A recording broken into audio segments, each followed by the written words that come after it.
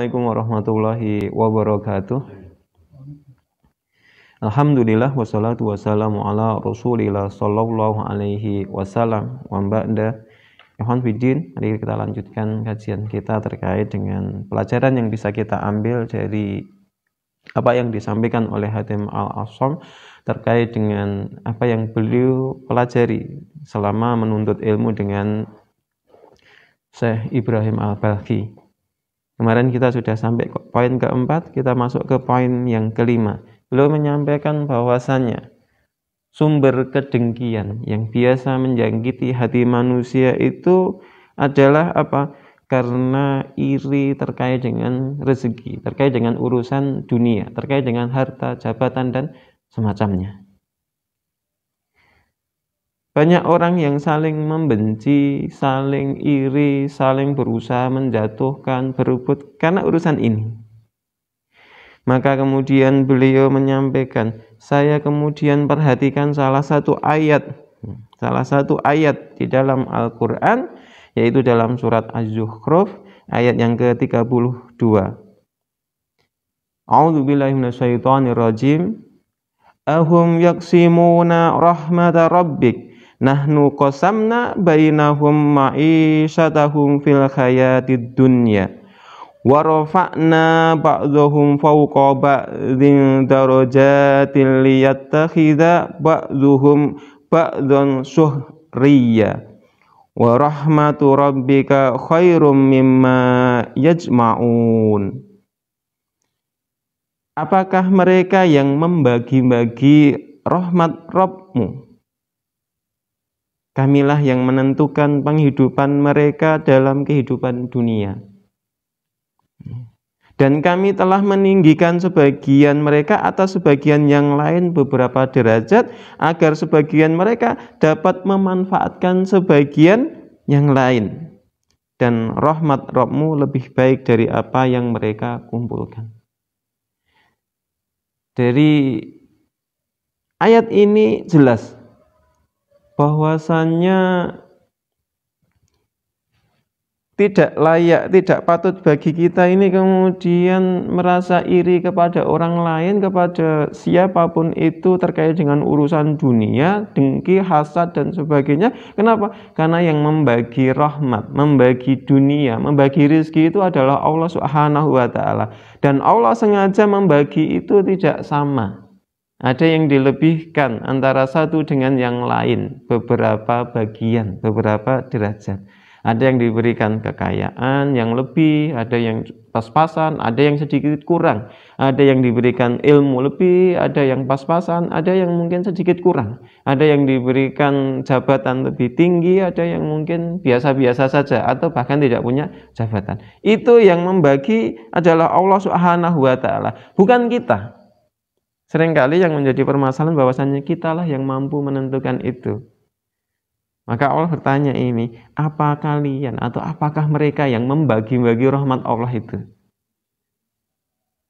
Maka langsung dijawab, sesungguhnya kamilah yang menentukan bagian-bagian itu. Si A dapat rezeki seberapa, si A dapat posisi kedudukan seperti apa. Itu yang membagi-bagi adalah Allah Subhanahu wa Ta'ala. Ada yang kemudian pejabat, ada yang rakyat biasa, ada atasan, ada bawahan, ada yang diberikan kelebihan harta, ada yang kekurangan. Itu yang bagi-bagi Allah Subhanahu wa Ta'ala agar apa? Agar antara satu kelompok dengan kelompok yang lain, satu orang dengan orang yang lain itu bisa saling memanfaatkan. Ketika itu disamaratakan tentu akan ruwet ke urusan dunia ini. Jika seandainya semua kaya semua, maka tidak ada perdagangan lagi. Tidak ada yang mau bekerja kepada orang lain. Nah, kenapa harus kerja? Kami sudah kaya kok. Tidak butuh duit. Kalau semua itu jadi pejabat, terus siapa yang diatur? Semua jadi rakyat, siapa yang memimpin? Siapa yang mengatur? Semua jadi dokter, siapa yang jadi pasien? Maka adanya variasi, perbedaan-perbedaan keadaan manusia di dunia ini, justru itulah rahmat dari Allah. Dan rahmat dari Allah itu lebih baik daripada apa yang mungkin menurut kita baik. Yang kita anggap baik, kita kumpulkan, kita buru, kita kejar. Memperhatikan ayat ini, maka kemudian Hatim al-Asam meninggalkan sifat dengki, hasad, iri terhadap manusia. Kemudian apa? Beliau meninggalkan sikap permusuhan dengan manusia. Karena apa? Permusuhan, kemudian saling berbuat zalim biasanya diawali karena ini, takut, khawatir masalah rezeki. Kadang ada orang berebut lapak jualan, akhirnya saling menjatuhkan, bahkan dengan cara-cara yang tidak benar. Ada enggak sama-sama? Kira-kira ada. Bahkan kita juga sering dengar ada yang kemudian main dukun, ada yang berebut jodoh, macam-macam. Ada yang berebut tanah, geser batas tanah. Hal semacam itu karena ada kedengkian. Dengki. Kadang-kadang yang lebih parah lagi, dengki itu diwariskan kepada anak turunnya. Padahal semua rezeki itu, semua keadaan manusia di dunia itu sudah diatur, dibagi oleh Allah. Dan Allah tidak akan pernah salah dalam membagi, malaikat tidak pernah keliru dalam mengirim rezeki.